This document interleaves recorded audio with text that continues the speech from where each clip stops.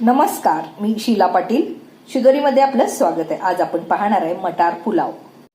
आता थंडीचे दिवस सुरू आहेत आणि बाजारामध्ये मोठ्या प्रमाणामध्ये मटार मिळू लागलेत.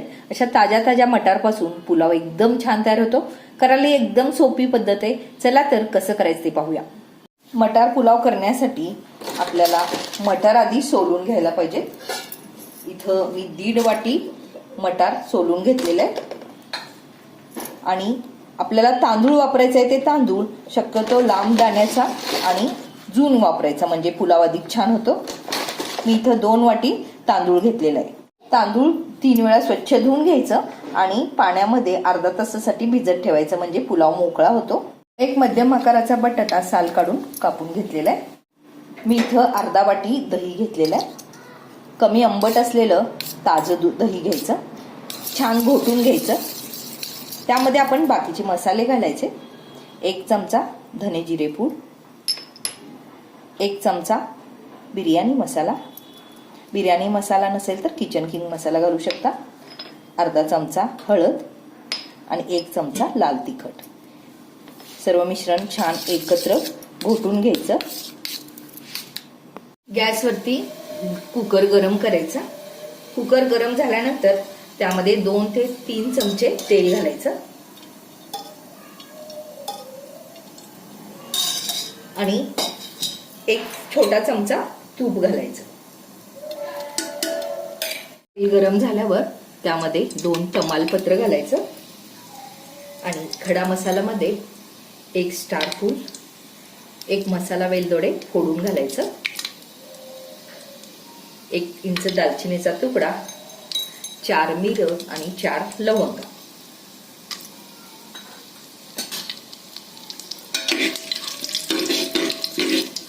थोडंसं परतल्यावर त्यामध्ये 1 चमचा जिरे घालायचं. जिरे परतू द्यायचं. या स्टेजला गॅस एकदम बारीक करायचा. त्यामध्ये 1 कांदा बारीक कापून घालायचा. कांदा थोडासा परतून घ्यायचं.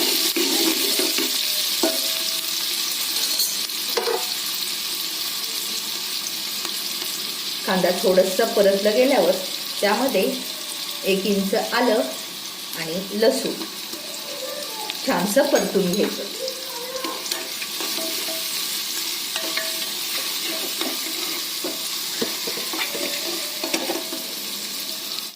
कांदा थोडासा परतला गेलाय. त्यामध्ये 3 मिरच्या मध्यम तिखट असलेले बारीक उभं चिरून टाकायचं. परतून घ्यायचं.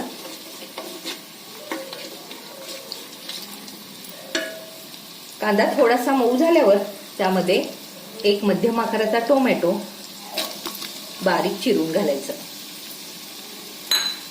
आणि मसाल्याला छानसं तेल सुटूपर्यंत आपण आता हे परतून घ्यायचंय. कांदा टोमॅटो छान परतला गेलाय, मऊ झालेला आहे. आता ह्या स्टेजला त्यामध्ये आपण दह्यामध्ये जे मिश्रण तयार केलं होतं ते यामध्ये घालायचंय आणि हे मिश्रणातून तेल बाहेर पडूपर्यंत हे परतून घ्यायचं.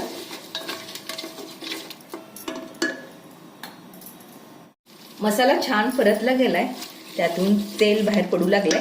ह्या स्टेजला त्यामध्ये आपण हे सोलून घेतलेले वाटाणे म्हणजे मटार घालायचं. मी इथं 1.5 वाटी मटार घातलेला आहे आणि मध्यम आकाराचा बटाटा साल काढून घेतलेला आहे. तुम्ही बटाटा घालू शकताय, पनीर घालू शकता, तुम्हाला जे आवडेल ते यामध्ये घालू शकता. तुम्हाला आवडेल त्या भाज्या सुद्धा यामध्ये घालू शकतो. आपण आलू मटार करणार आहे, त्यामुळं मटार आणि आलू घातलेला आहे. सर्व मसाला छान एकत्र करायचा आणि 2 ते 3 मिनिटं झाकण लावून हे ठेवून द्यायचंय. 2-3 मिनिटांनंतर हे झाकण काढायचं.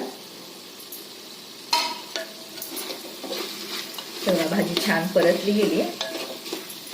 त्याचा कच्चापणा पूर्ण निघून गेलेला आहे. ह्या स्टेजला त्यामध्ये आपण पाणी घालायचंय. आपण 2 वाटी तांदूळ घेतलं होतं, म्हणून आपण इथं ज्या वाटीने तांदूळ मोजून घेतले त्याच वाटीने 3.5 वाटी पाणी घालायचंय, म्हणजे 1.5 पटापेक्षा थोडंसं जास्त. इथं 2 वाटीसाठी 3.5 वाटी पाणी घातलेलं आहे. गॅस आता मोठा करायचा आहे. सर्व मिश्रण छान एकत्र करायचं. मिश्रणाला छान उकळी येत आहे. त्या स्टेजला त्यामध्ये चवीनुसार मीठ घालायचं. अगदी अर्धा चमचा साखर घालायचंय. साखरेमुळे त्याला आंबट गोड चव छान येते.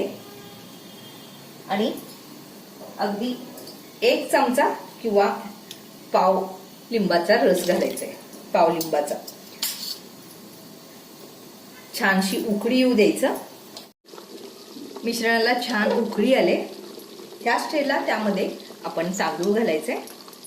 भिजवून ठेवलेलं तांदूळ त्यातलं पाणी पूर्ण निथळून काढायचंय आणि मग ते हे तांदूळ त्यामध्ये घालून घ्यायचंय. तांदूळ घातल्यानंतर सर्व मिश्रण एकदा छान एकत्र करायचं.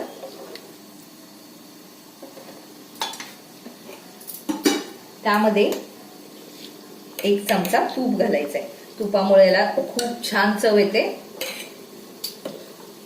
परत एकदा सर्व मिश्रण एकत्र करायचं आणि या मिश्रणाला परत एकदा उकळी येऊपर्यंत कुकरला झाकण लावायचं नाही, अगदी असंच उकळू द्यायचं.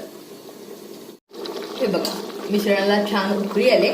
त्या स्टेजला झाकण लावायचं आणि मध्यम गॅस करायचा.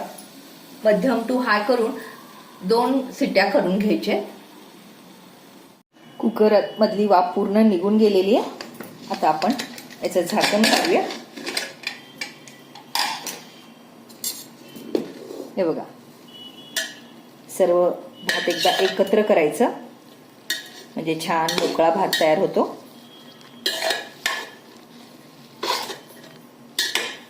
अगदी हलक्या हातानेच करायचं. त्यानंतर झाकण अलगद ठेवून 10 मिनिटं असंच राहू द्यायचं, म्हणजे पूर्ण भात छान मोकळा होतो. मस्त असा मोकळा आपला मटार भात तयार झालेला आहे.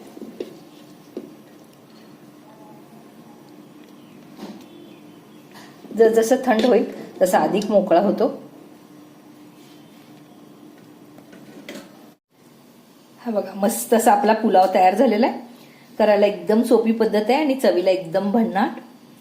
तुम्ही या पद्धतीनं पुलाव करून पहा आणि त्याच्या प्रतिक्रिया द्यायला विसरू नका. रेसिपी आवडली तर लाईक, शेअर, कमेंट करा आणि अजून तुम्ही शिदोरी या चॅनलला सबस्क्राईब केला नसाल तर प्लीज सबस्क्राईब करा.